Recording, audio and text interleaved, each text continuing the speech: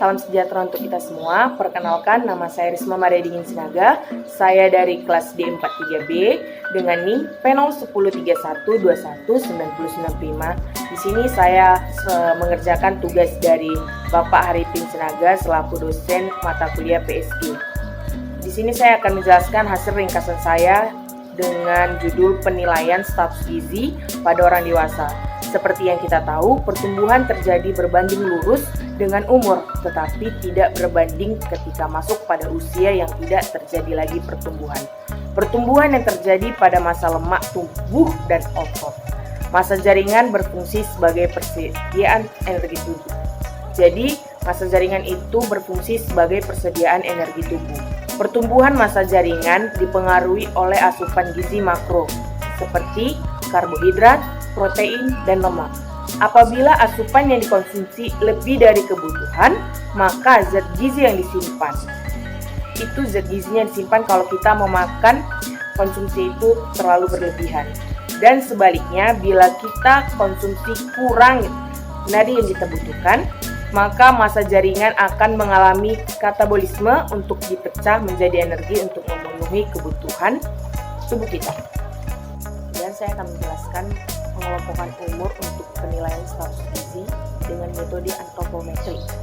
Pengelompokan umur menurut Departemen Kesehatan RI 2009 ada 9 pengelompokan umur, yaitu masa balita dengan usia 0-5 tahun, masa kanak-kanak dari umur 5 tahun sampai 11 tahun, remaja awal 12-16, remaja akhir 17-25, dewasa awal 26-35, dewasa akhir 36-45 tahun, lansia awal 46-55 tahun, lansia akhir 56-60 tahun, dan manula 60 tahun ke atas.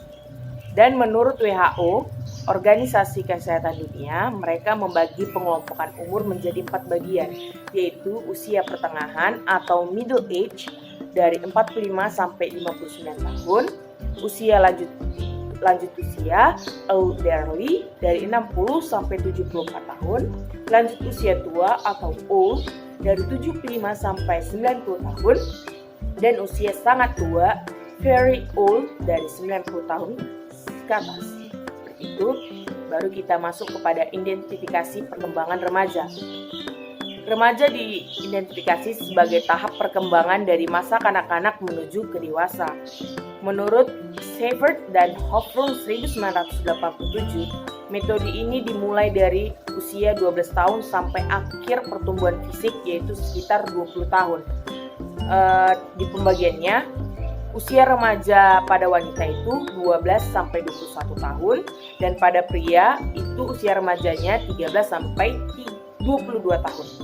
Dari WHO, kurun usia remaja itu ada remaja awal dan remaja akhir, yaitu remaja awal 10 sampai 14 tahun dan remaja akhir 15 sampai 20 tahun.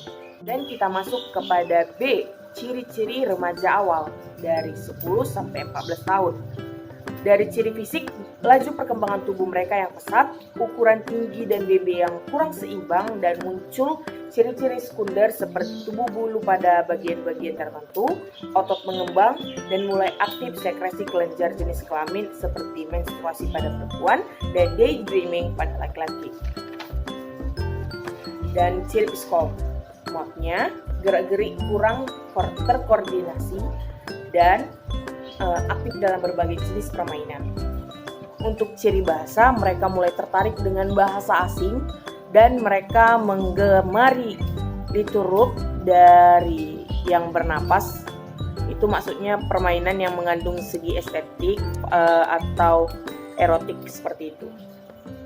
Dan kita masuk kepada ciri remaja akhir dari umur 15 sampai 20 tahun. Dengan ciri fisik, laju perkembangan tubuh yang melambat dan proporsi tubuh mendekati keseimbangan dan organ-organ reproduksi yang siap berfungsi. 2. Ciri psikomotornya, gerak-gerik mulai mantap dan lebih selektif dalam permainan karena persiapan kerja.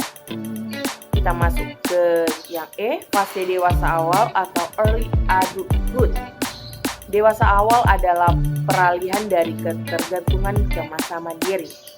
Menurut Furlong, dewasa awal dimulai dari 18 sampai 40 tahun dengan ciri fisik dewasa awal yaitu efisiensi fisik mencapai puncak terutama pada usia 23 sampai 27 tahun dan kemampuan reproduktif pada tingkat yang lebih tinggi, tenaga dan kekuatan motorik yang mencapai masa puncak, dan kesehatan fisik berada pada keadaan baik.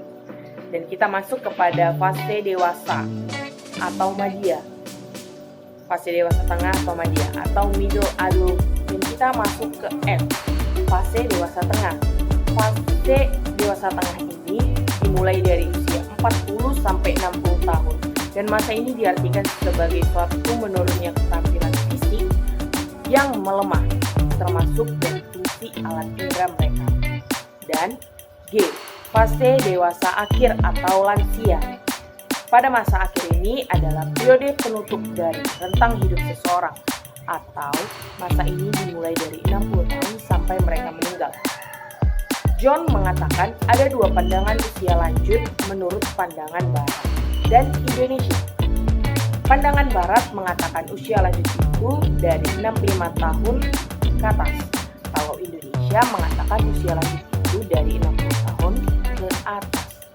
Dan ciri fisik lansia seperti yang kita tahu, kekuatan fisik yang berkurang, sel darah dan sistem saraf yang menghilang, kesehatan menurun, gigi berkuning dan biji mata menurun, mata kurang bersinar dan perubahan pada kulit yang semakin kritis.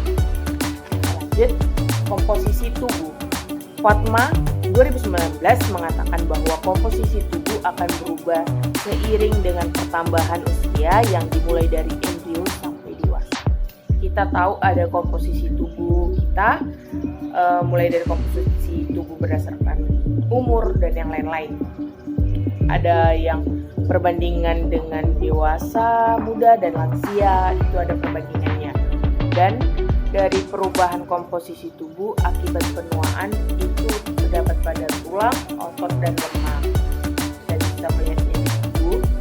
Dan parameter antropometri yang dapat digunakan untuk menggambarkan kandungan lemak tubuh diantaranya ada lingkar lengan atas, tebal lemak pada kulit, pada bawah kulit, lingkar pinggang dan lingkar pinggul, indeks massa tubuh dan pengukuran teknik aliran listrik tegangan rendah. Penilaian status gizi dapat berdasarkan parameter seperti tinggi badan, berat badan, lingkar dada, lingkar kepala, dan lain-lain. Untuk indeksnya kita harus tahu ini ada 4, berat badan per umur, tinggi badan per umur, berat badan per tinggi badan, dan IMT per umur. Untuk remaja kurang dari 18 tahun kita masih menggunakan IMT per umur dan selebihnya memakai IMT saja. Parameter pengukuran linear panjang itu ada 12. Yang pertama ada lingkar lengan atas dengan pengukuran persen deviasi standarnya, pengukuran aktival dibagi nilai standar dikali 100 untuk mendapatkan persen deviasi standarnya. Dengan kata lain, kalau kita mendapatkan lebih dari 120% itu maka dikatakan dia obesitas, 90 sampai 110 dia dikatakan normal, 60 sampai 90 dia dikatakan depresi sedang, dan kurang dari 60% dia dikatakan depresi parah. 2 ada lemak tubuh, 3 ada lingkar leher, 4 ada lingkar perut, 5 ada rasio lingkar pinggang dan rasio lingkar panggul atau LPP. 6 ada indeks massa tubuh. 7 indeks massa tubuhnya itu IMT sama dengan BB per TB M kali TB per F. Dan di indeks massa tubuh itu dengan rumus IMT-nya BB per tinggi badan kuadrat. Itu dimasukkan kepada meter ya. Baru ada kriteria dari WHO untuk IMT. Seperti yang kita tahu, mereka mempunyai 6 kategori, yaitu kategori kurus, normal, kegemukan, obesitas 1, obesitas 2, dan obesitas 3. Pada IMT-nya sudah mereka jelaskan kalau kurus dia lebih kecil dari 18,5, normal 18,5 sampai 24,9, kegemukan 25 sampai 29,9, obesitas 1 dia 30 sampai 34, obesitas 2 35 sampai 39,9, dan obesitas 3 itu IMT-nya dari 40 ke atas. 8. Ketidaksempurnaan indeks massa tubuh. 9. Parameter obesitas. 10.